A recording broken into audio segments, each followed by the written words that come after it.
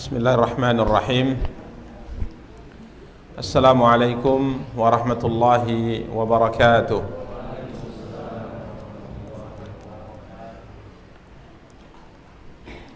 Alhamdulillahi rabbil alamin.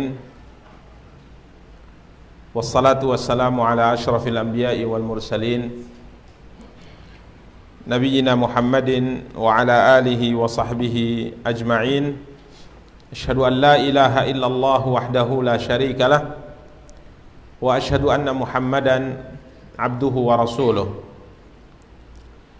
Sallallahu alaihi wa ala alihi wa ashabihi wa man ihtada bihadyihi wa istanna bisunnatihi ila yaumiddin wa sallama tasliman katsira, amma ba'du. Ikhwani wa akhawati kaum muslimin, kaum muslimat, rahimani wa rahimakumullahu jami'a. Alhamdulillah, puji dan syukur senantiasa kita ucapkan untuk Allah subhanahu wa ta'ala. Salawat beserta salam semoga senantiasa dilimpahkan oleh Allah untuk junjungan dan panutan kita, Nabi Allah yang mulia Muhammad sallallahu alaihi wasallam. Ikhwani wa akhawati kaum muslimin, kaum muslimat, rahimani wa rahimakumullahu jami'a. Biidznillah, pada kesempatan yang berbahagia kali ini kita akan kembali melanjutkan kajian dan pembahasan kita, mencoba untuk membaca dan menjelaskan kitab Riyadhus Shalihin karya Al-Imam Abu Zakaria Yahya bin Sharaf An-Nawawi rahimahullahu ta'ala, yang pada pertemuan yang lalu alhamdulillah kita telah menyelesaikan pembahasan hadis nomor 152 dari hadis Abu Abdullah Jabir ibn Samurah radhiyallahu ta'ala anhu.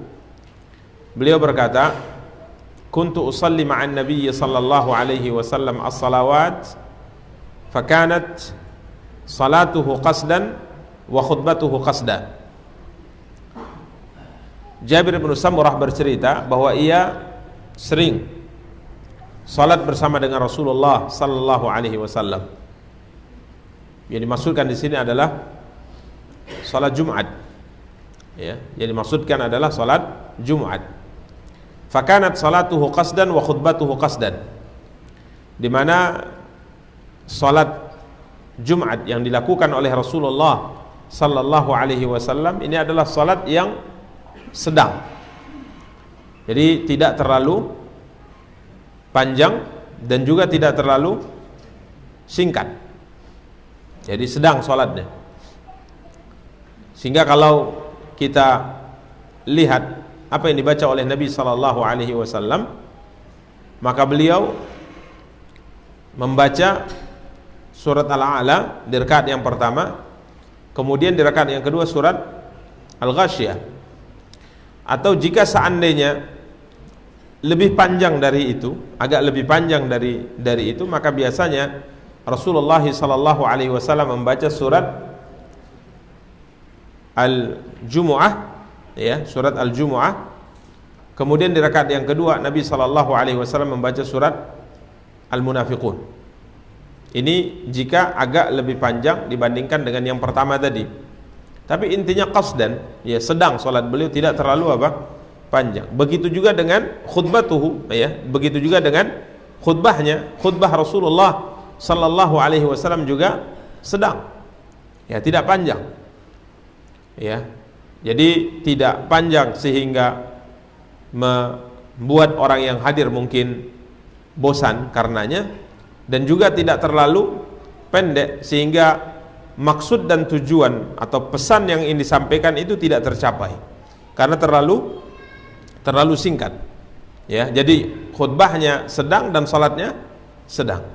Dan kalau kita lihat di hadis yang lainnya berkaitan dengan salat dan khutbah Rasulullah sallallahu alaihi wasallam di salat Jumat, maka khutbahnya itu, ya, lebih pendek jika dibandingkan, ya, dengan dengan salatnya. Demikian para ikhwah dan akhwat yang dimuliakan dan dirahmati oleh Allah subhanahu wa ta'ala. Berikutnya kita akan lanjutkan pembahasan hadis berikutnya, hadis 153.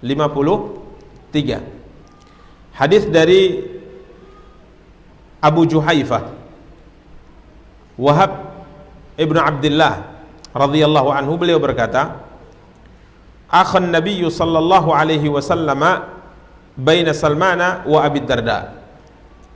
Abu Juhaifah berkata, Rasulullah sallallahu alaihi wasallam mempersaudarakan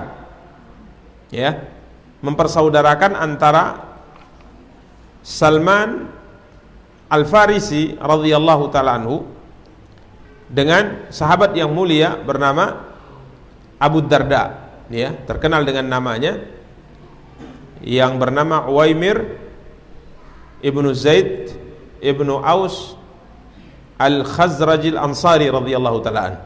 Nama beliau Uwaimir, terkenal dengan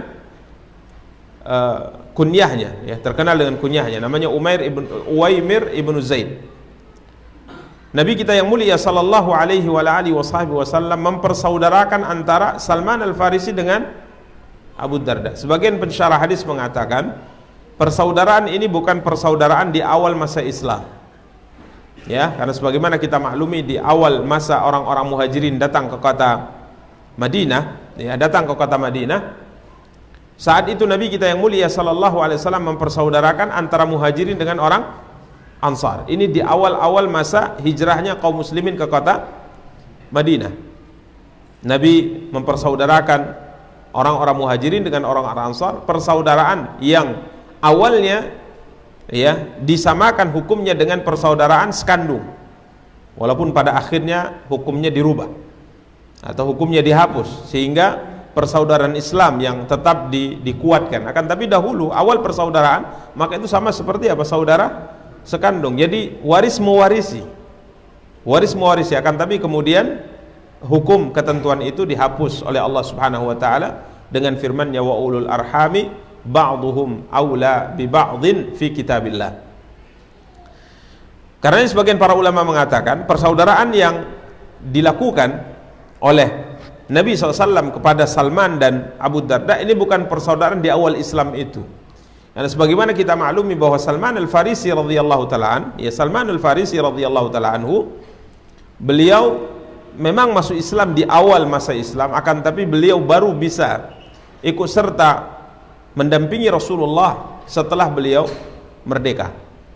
Karena statusnya tatkala Nabi hijrah ke kota Madinah masih budak. Tahun pertama Hijriah beliau statusnya masih budak. Tahun kedua Hijriah statusnya masih apa? Budak. Sehingga disebutkan di perang Badar beliau tidak bisa ikut hadir karena statusnya masih apa? Masih budak. Kemudian tahun ketiga Hijriah statusnya masih budak. Sehingga beliau disebutkan tidak ikut perang Uhud, Salman Al-Farisi tidak ikut perang Uhud. Baru kemudian merdeka setelah itu, dan perang pertama yang diikuti oleh Salman Al-Farisi adalah perang Khandaq. Makanya para ulama pensyarah mengatakan persaudaraan yang dilakukan antara Salman dengan Abu Darda bukan persaudaraan di awal Islam itu, akan tapi ini adalah persaudaraan kata para ulama muwasah, persaudaraan kesetiaan dan saling menolong, menunaikan hak-hak agama. Jadi Salman Al-Farisi radhiyallahu taala dipersaudarakan oleh Nabi dengan Abu Darda, Uwaimir ibnu Zaid ibnu Aus Al-Khazrajil Ansari radhiyallahu taala. Fazara Salmanu Abu Darda. Suatu hari Salman berkunjung ke rumah Abu Darda, mengunjungi Abu Darda. Fara'a Ummat Darda mutabadzilatan. Salman Al-Farisi radhiyallahu taala tatkala berkunjung ke rumah Abu Darda, beliau lihat istrinya Abu Darda, ini juga sahabiyah jalilah yang mulia, yang juga sama seperti suaminya, terkenal dengan kunyahnya, Ummu Darda, namanya Khairah ibnu Hadrat Al-Aslami radhiyallahu taala. Khairah namanya. Maka Salman melihat sang istri, saudaranya, istri Abu Darda, yaitu Ummu Darda, mutabadzilah, berpakaian lusuh, berpakaian lusuh, mungkin bahasanya bisa compang-camping pakaiannya, tidak menunjukkan bahwa ia adalah seorang wanita yang berstatus istri bagi seorang lelaki. Jadi seperti seorang wanita yang tidak mengurusi dirinya, mutabaddilah, ya, lusuh, ya. Maka apa kata Salman kepada istri Abu Darda, Abu Darda, yakni Ummu Darda Khairah, ya, Salman mengatakan kepadanya, bertanya kepadanya, "Masya anuki, kenapa engkau seperti ini?" Ya, saat itu belum turun ayat-ayat yang memerintahkan untuk hijab, ya, belum turun ayat yang memerintahkan untuk apa? Hijab, ya. Maka Salman bertanya kepadanya, "Masya anuki, kenapa engkau seperti ini?" Qalat, "Akhuka Abu Darda laisa lahu hajatun fid dunya." Ya, saudaramu Abu Darda itu adalah seorang lelaki yang tidak butuh dengan apa? Dunia. Ya, tidak butuh dengan dunia. Maksudnya tidak memperdulikan dirinya, yakni sebagai seorang istri. Disebutkan bahwa Abu Darda radhiyallahu taala adalah seorang abid, ahli ibadah, semangat beribadah kepada Allah, sehingga siangnya setiap hari puasa, malamnya dari ba'da isya sampai subuh salat. Jadi ini yang dilakukan oleh Abu Ad-Darda radhiyallahu taala, sehingga hak istri tidak dia tunaikan. Maka disebutkan faja Abu Darda fasana alahu ta'aman, ya. Kemudian datanglah Abu Darda, dihidangkanlah makanan. Faqala lahu, maka Abu Darda setelah dihidangkan makanan, mereka duduk, ya, di ruang tamu, ya, demikian, duduk di ruang tamu, kemudian dihidangkan makanan, kemudian Abu Darda berkata kepada Salman Al-Farisi radhiyallahu taala an, "Qul fa inni shaim." Silahkan nikmati jamuan wahai Salman saudaraku, karena aku sedang apa? Berpuasa. Ya, aku sedang berpuasa. Silahkan nikmati. Adapun saya tidak, karena saya sedang apa? Mohon maaf, saya sedang apa? Puasa. Maka Salman berkata, "Ma ana bi akilin hatta ta'kula." Saya tidak akan mencicipi jamuan makananmu ini sampai engkau juga ikut serta makan bersamaku. Jadi dipaksa apa? Dipaksa buka. Tapi ini puasa apa? Puasa sunnah. Ya, jadi puasa sunnah itu boleh buka di tengah puasa. Ya, bukan buka di tengah jalan, ya. Kalau buka di tengah jalan bahaya, ya. Buka di tengah puasa tidak masalah. Amiru nafsi, antum yang menentukan kelanjutan ibadah puasa antum. Ya, kalau seandainya melihat ada sesuatu yang lebih baik, maka silahkan apa? Buka. Ya. Hatta sekalipun mungkin sebabnya itu hanya karena selera dengan apa? Dengan hidangan gitu. Jadi puasa hari itu, ya, memang puasa, sahur, ya, bangun sahur, kemudian pulang siang hari di rumah, istri rupanya masak apa? Enak, lauk istimewa gitu, ya. Ya, sudah 10 tahun tak masak itu. Apa kira-kira? Beda-beda, ya. Ada saya tanya, apa kira-kira? Jengkol Ustaz, gitu. Astagfirullah, jengkol. Lah, mungkin ada hal yang istimewa, ya, hal yang istimewa. Maka dia langsung kemudian karena tertarik, dia kemudian buka, boleh, selama itu puasa sunnah, silakan buka. Iya, sebagian mengatakan, dah ini menunjukkan bahwa tekadnya tidak kuat, imannya lemah. Masa gara-gara makanan buka puasa, ya? Ya, Nabi kita yang mulia sallallahu alaihi wasallam pernah terjadi pada diri beliau seperti itu. Beliau puasa, ya, kemudian pulang ke rumah, kiranya ada hidangan yang lezat, maka dihidangkan, beliau makan. Kemudian sambil makan beliau mengatakan, padahal tadi saya apa? Puasa. Jadi agama itu mudah sekali, ya. Ya, tapi janganlah setiap puasa batal di pertengahan. Ini kelewatan, ya. Yang penting kan sudah dapat niat Ustaz, gitu. Ya, itu ada niat terselubung, ya. Seperti pasti ada niat terselubung. Masa tiap Senin puasa, tengah puasa buka, nanti puasa Kamis tengah puasa apa? Buka. Tapi kalau sekali-sekali ya mungkin, ya, ya mungkin. Kan sayang ibadah puasa kalau jamuannya itu hanya apa? Teri goreng misalnya. Ya sayang. Ya, tapi kalau makanan yang istimewa mungkin, ya. Jadi demikian, ini yang terjadi. Nah, apa kata Salman kepada saudaranya Abu Darda? Ya, ma ana bi akilin hatta ta'kul. saya tidak akan mencicipi jamuan yang kau hidangkan ini sampai engkau juga ikut serta mencicipinya. Jadi bukalah. Ya. Jadi kalau tamu ini boleh kadang-kala memaksa seperti ini. Paksa. Makanya kalau orang mengundang kita dan dia ingin sekali kita mencicipi makanan dia sedangkan kita puasa, maka di situ lebih baik kita berbuka. Atau kita mengundang orang, ya, kemudian tamu kita itu segan untuk menikmati jamuan itu karena kita sedang puasa. Ya, karena kadang ada tamu itu perasaannya tinggi, ya, tingkat tinggi perasaannya. Sehingga kalau tuan rumah tidak ikut makan, enggak tertelan rasanya makanannya itu. Bukan enggak enak lagi, enggak tertelan. Ya kalau kita insya Allah telan juga. Nah, enggak tertelan. Kenapa? Segan lah. Masa tuan rumahnya puasa, kita enak-enak apa? Makan. Padahal ya enggak ada masalah. Ya enggak ada masalah. Tapi kalau seandainya itu yang terjadi dan tuan rumah tahu bahwa tamunya itu segan, kalau ia tidak ikut mencicipi makanan yang dihidangkan, maka saat itu tuan rumah bagusnya adalah berbuka, karena puasanya puasa apa? Sunnah. Tapi kalau puasa wajib atau mengqadha puasa wajib, mengganti puasa wajib, ini tidak boleh. Misalnya antum punya hutang Ramadan, antum ganti hari ini, misalnya di pertengahan puasa antum lihat istri masak masakan yang nikmat, atau antum jalan-jalan dengan teman-teman, kira-kira tiba-tiba belok kanan ke restoran terkenal, iya, nggak boleh. Ya, boleh pun bungkuslah kan gitu kan. Bungkus silahkan. Tapi kalau untuk puasa qadha ini tidak boleh. Sama seperti puasa ada yang wajib itu tidak boleh dibatalkan Allahumma kecuali kalau ada udzur yang dibenarkan dalam syariat. Ya, demikian para ikhwah dan akhwat. Maka Salman memaksa Abu Darda untuk berbuka. Akhirnya berbukalah dia. Ya, walaupun mungkin agak kurang terima gitu ya dengan apa yang dilakukan oleh Salman, tapi Abu Darda akal. Dia pun membatalkan apa? Puasanya dan ikut mencicipi jamuan. Kemudian Salman bermalam di rumah Abu Darda, ya, karena kala itu memang ingin berkunjung, jadi ya bermalam di rumah Abu Darda. Falamma kana al-lail, ya. Falamma kana al-lail, tatkala tiba malam, ini tentunya setelah Isya ya. Setelah Isya mereka pulang dari sholat berjamaah, pulang ke rumah. Waktunya istirahat. Tiba-tiba zahaba Abu Darda yakum. Tiba-tiba Abu Darda setelah balik rumah, siap-siap untuk istirahat, dia berdiri siap-siap untuk apa? Sholat.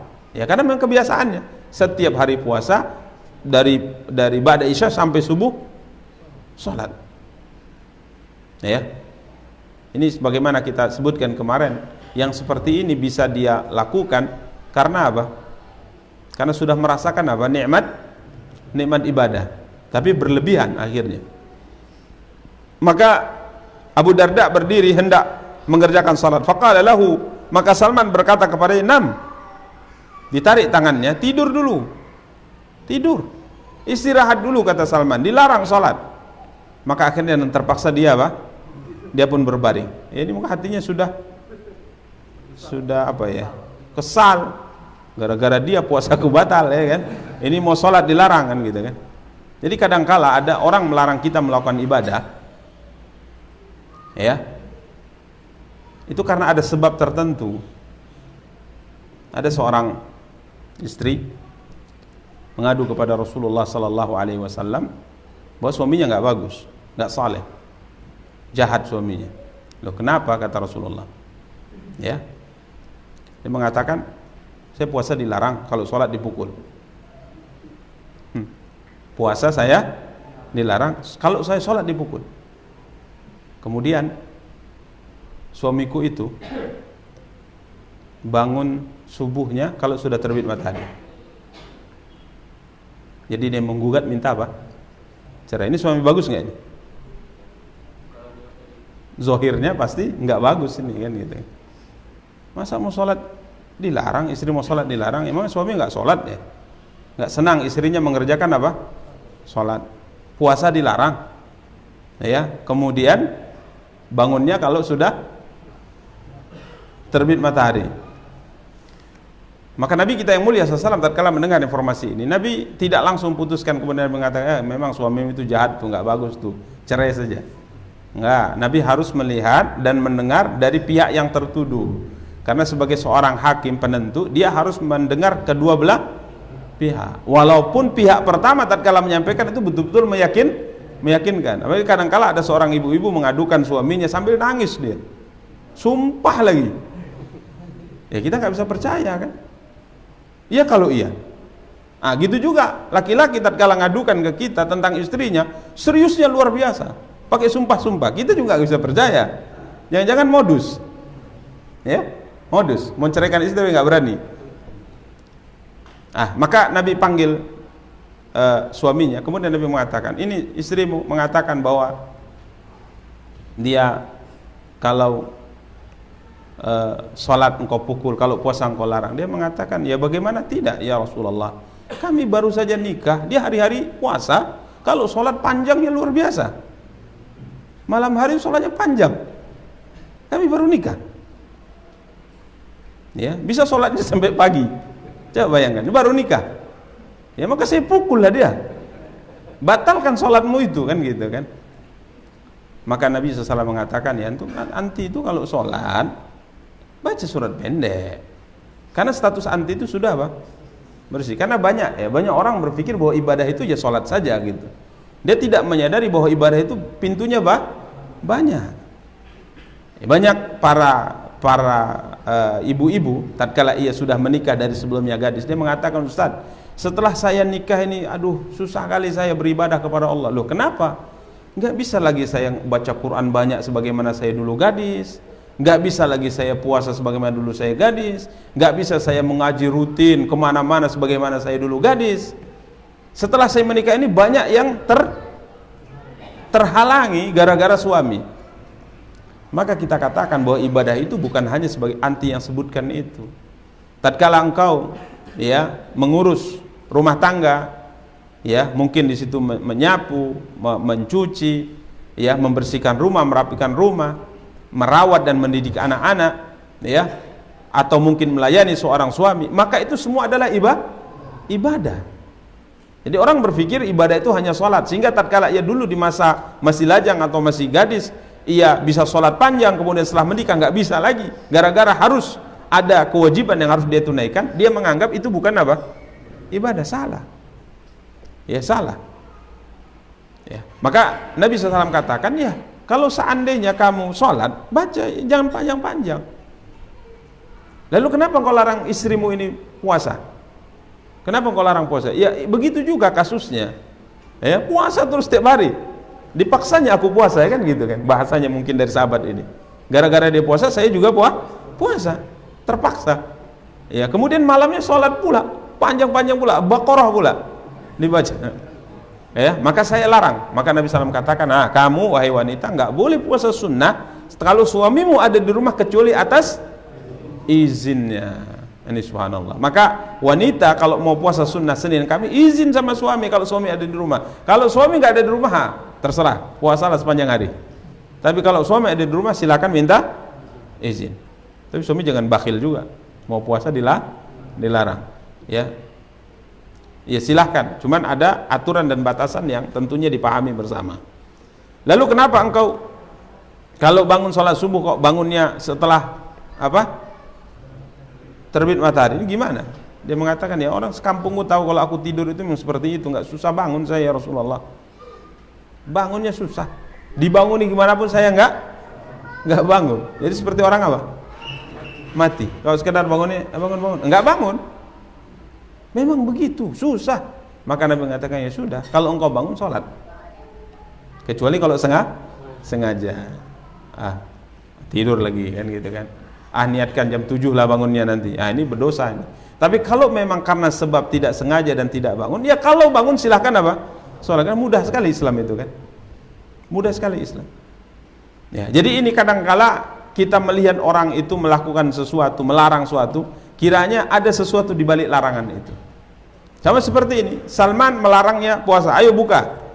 Ya, mungkin dia sudah kesal ya dengan larangan Salman. Begitu juga tatkala ia mau sholat di awal malam, Salman menariknya, tidur dulu, istirahat dulu. Maka dia yang terpaksa istirahat, sudah gondok ini sebenarnya. Ya, kemudian summa dhahaba yaqum, kemudian setelah berlalu beberapa saat, ini sudah orang yang sudah biasa ibadah, tentunya hatinya tidak tenang kecuali harus sholat. Sudah agak lama mungkin diperhatikan Salman kayaknya sudah tidur ya. sudah tidur, dia pun bangun, kiranya Salman belum tidur, dia pegangnya lagi, istirahat dulu, maka dia pun berbaring lagi. Baru kemudian di akhir malam atau di sepertiga akhir malam, Salman berkata kepada saudaranya Abu Darda, Uwaimir bin Zaid, kalau kamu ingin bangun, kumil'an, bangunlah sekarang. Akhirnya keduanya pun sholat. Faqala lahu Salman, maka Salman setelah selesai itu dia menasihati Abu Darda, inna li rabbika alaika haqqan, sesungguhnya Tuhanmu memiliki hak. Wa inna li nafsika alaika haqqan, sesungguhnya dirimu, badanmu juga punya hak. Wa li ahlika alaika haqqan, keluargamu juga punya hak. Maka metodenya, caranya adalah dalam menunaikan hak-hak ini, Allah punya hak untuk diibadati, jiwa atau diri punya hak untuk diistirahatkan, keluarga atau istri kita punya hak untuk ditunaikan, ya. Fa'ati kulladzi haqqin haqqah, maka berikanlah setiap yang memiliki haknya ini haknya masing-masing. Jadi jangan hak Allah saja ditunaikan, hak diri tidak. Jadi tidak pernah istirahat, terus ibadah, ya. Kemudian juga menafikan hak keluarga ini tidak boleh, karena Islam tidak mengenal rahbaniyah. Meninggalkan dunia itu tidak dikenal oleh Islam. Sampai para sahabat dulu mengatakan, dulu seorang sahabat meminta izin kepada Rasulullah untuk tidak menikah atau mengebiri dirinya, ya, tapi Nabi melarangnya, ya, tapi Nabi SAW melarangnya. Maka sahabat ini mengatakan, kalau seandainya Nabi SAW membolehkan Utsman bin Maz'un mengkebiri dirinya sehingga dia ingin menghilangkan syahwatnya dari wanita dengan dikebiri, kalau diizinkan maka kami akan lakukan itu juga. Tapi tidak ada rahbaniyah dalam Islam, ya. Islam adalah agama yang berjalan sesuai dengan fitrah, ya, sesuai dengan fitrah. Maka para ikhwan dan akhwat yang dimuliakan dan dirahmati Allah, ini yang dikatakan oleh Salman. Jadi Tuhanmu ada kewajiban atasmu, ya, untuk menunaikan haknya dengan mengibadatinya. Dirimu atau badanmu, jasmanimu itu punya hak untuk diistirahatkan. Karenanya anggota tubuh kita ini kalau tidak kita istirahatkan, maka yang terjadi adalah kehancuran, kebinasaan, nggak sanggup, ya. Karena memang tubuh kita ini dibentuk, disusun oleh Allah, diciptakan oleh Allah dengan kemampuan sampai batas tertentu. Kalau sudah dilewati batas ini atau sudah berlebihan, maka jasmani ini akan apa? Rusak. Makanya Allah takdirkan ngantuk, Allah takdirkan istirahat, tidur. Ini untuk kemaslahatan jasmani kita. Coba kalau ngantuk nggak ada, nggak ngantuk, gimana rasa badan ini? Nggak bisa tidur. Waduh, luar biasa, ya. Bingung kita, karena badan ingin istirahat, tapi mata tidak mau istirahat. Makanya sebagian para tabib mengatakan bahwa ngantuk itu kata mereka, tapi wallahu alam ini teorinya yang saya dengar dari mereka, ngantuk itu nggak boleh ditahan, nggak boleh ditahan. Jadi kalau ngantuk ya tidur gitu, nggak boleh ditahan. Jadi ngantuk jangan minum kopi katanya, karena bahaya, karena tubuh minta apa? Istirahat. Tapi jangan tidur antum semua, ya. Oh ya, ngantuk nggak boleh ditahan, tidur lain Ustaz kan gitu kan, lagi taklim, ya. Ya, ini ngantuk normal, ya. Kalau ngantuk di ta'lim itu dari syaitan, ya, dari syaitan. Jadi beliau katakan jangan kalau kita ngantuk kemudian kita paksa diri kita untuk tidak tidur. Ya. Ya, kalau ngantuk apa? Istirahat. Itu kaidahnya kata beliau. Karenanya dalam sholat sendiri yang kemarin kita bahas, kalau kalian semangat sholat malam, kalau ngantuk apa kata Rasulullah? Tidur. Karena kaidahnya itu ngantuk ini adalah sebuah kegiatan alami yang ada di tubuh. Kalau dia telah terasa berarti badan memang ingin diistirahatkan. Ini kadang-kadang kan kita paksa. Apalagi kalau kita jadi driver, ya, supir. Ya, kalau ngantuk apa caranya, ya? Nah, gitu. Tekan kopi. Ya, minum kopi. Nggak tahan juga, telan biji kopi, ya. Supaya nggak ngantuk gitu. Ini nggak boleh, ya. Diistirahatkan. Karena itu juga bahaya, ya. Itu bahaya. Jadi nggak bagus untuk tubuh. Jadi kalau ngantuk istirahat.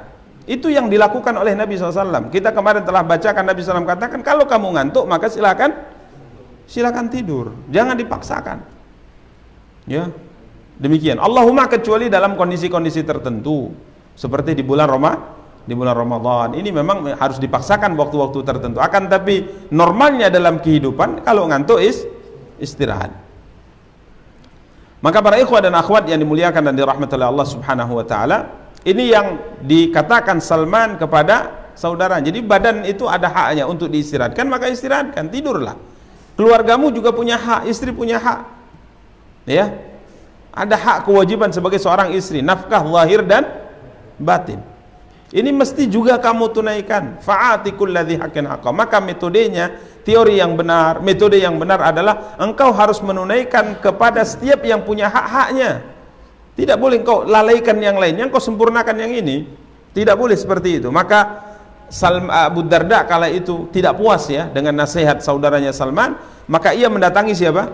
Rasulullah sallallahu alaihi wasallam. Fadzakara dzalika lahu. Kemudian Abu Darda menceritakan kepada Nabi apa yang terjadi antara dia dengan saudaranya Salman. Faqala an-nabiy sallallahu alaihi wasallam, Nabi sallallahu alaihi wasallam bersabda kepada Abu Darda, sadaqa Salman. Benar yang dikatakan oleh Salman. Benar yang dikatakan oleh Salman. Ini hikmah yang didapat oleh Salman Al-Farisi atau yang dimiliki oleh Salman Al-Farisi disampaikan kepada saudaranya siapa? Abu Darda. Ini menunjukkan bahwa ibadah yang harus dilakukan itu ya adalah seimbang. Ya, jadi jangan akhirat terus lupa apa? Dunia. Ya, atau dunia terus lupa akhirat. Seimbang. Maksud seimbang itu adalah lakukan sesuai dengan aturan yang telah ditetapkan oleh syariat. Ya, jangan ya sholat saja sepanjang hari tidak mau cari rezeki. Ya, ini tidak benar seperti itu. Kalau ditanya kenapa, ya rezeki kan Allah yang atur. Sudah kita tinggal sholat saja minta gitu. Ya, jadi anak istrimu di mana? Ya saya serahkan kepada Allah. Ya, insyaallah wafat anak istrinya tidak makan ya. Ini tidak benar. Jadi kita bagaimana saya sebutkan tadi, mengais rezeki juga diniatkan untuk ibadah. Ini yang dimaksud dengan al-iqtisad. Ya, demikian para ikhwah dan akhwat yang dimuliakan dan dirahmati oleh Allah Subhanahu wa taala. Hadis berikutnya 154, hadis Abu Muhammad Abdullah bin Amr ibn al-As radhiyallahu taala. Ini juga mirip ya, ahli ibadah seperti Abu Darda, beliau radhiyallahu an.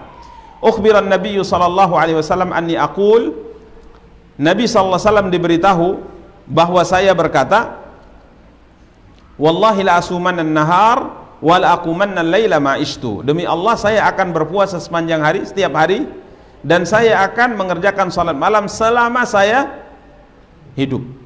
Sepanjang malam selama saya hidup. Ini disampaikan Nabi SAW. Dalam sebagian riwayat bahwa yang menyampaikannya adalah ayah kandungnya. Ya, menyampaikannya adalah ayah kandungnya ini Amr ibnul As radhiyallahu taala. Ini ada beberapa riwayat yang disebutkan, ya banyak riwayat yang disebutkan, ya, di mana ayahku menikahkanku, kata Abdullah bin Amr bin As, dengan seorang wanita yang mulia. Wa kana yata'ahadu kinnatahu ay imra'ata waladihi, dan ayahku ini selalu mengecek ya keluarga dari anak kandungnya yang telah dinikahkan, khususnya istrinya. Ya, menantunya ini selalu diperhatikan ya. Suatu hari dia datang, kemudian dia bertanya kepada siapa? Kepada istrinya atau kepada menantunya yang perempuan tentang suaminya, yakni anak kandungnya bagaimana. Abdullah itu bagaimana? Karena nikah di usia yang sangat muda. Seingat anak dulu tatkala membaca sejarah ayah dan anak ini, jarak umur mereka hanya 10 tahun. Ya, jadi nikah muda. Maka selalu ditanya, gimana suamimu? Maka wanita ini mengatakan, ni'mar rajulu min rajulin. Dia adalah lelaki yang sangat istimewa. Suami yang sangat istimewa. Suami terbaik lah. Ya, suamiku itu, yakni anakmu adalah suami yang paling baik, lelaki yang paling baik. Hanya saja lam yata' lana firashan wa lam yufattish lana kanafan mundu ataina. Tapi masalahnya dia tidak pernah menyentuhku sama sekali semenjak kami nikah. Nah ini dia masalahnya. Ya, masalahnya ini. Baik sholatnya, puasanya, ibadah luar biasa, tapi masalahnya tidak pernah menyentuhku semenjak menikah. Maka diselidiki oleh Amr bin As. Benar rupanya sang anak ini memang, yakni Abdullah bin Amr bin As adalah ahli ibadah yang sangat luar biasa. Maka Nabi memanggilnya secara khusus dan Nabi menasihatinya. Kurang lebih persis seperti nasihat yang disampaikan Salman kepada Abu Ad-Darda. Nabi perintahkan agar beribadah itu seimbang. Ya, puasa, tapi ingat ada kewajiban yang lain, ya. Salat, tapi ingat ada kewajiban yang lain. Jadi jangan dipertentangkan itu. Ditunaikan semuanya dengan niat untuk beribadah kepada Allah Subhanahu wa taala. Bismillah insyaallah pada pertemuan yang akan datang kita akan sempurnakan pembahasan hadis tentang Abdullah bin Amr bin Al-As radhiyallahu taala anhuma. Semoga yang kita sampaikan ada faedahnya. Kita cukupkan dengan doa kafaratul majlis. Subhanakallahumma bihamdika asyhadu an la ilaha illa anta astaghfiruka wa atubu ilaik. Wassalamualaikum warahmatullahi wabarakatuh.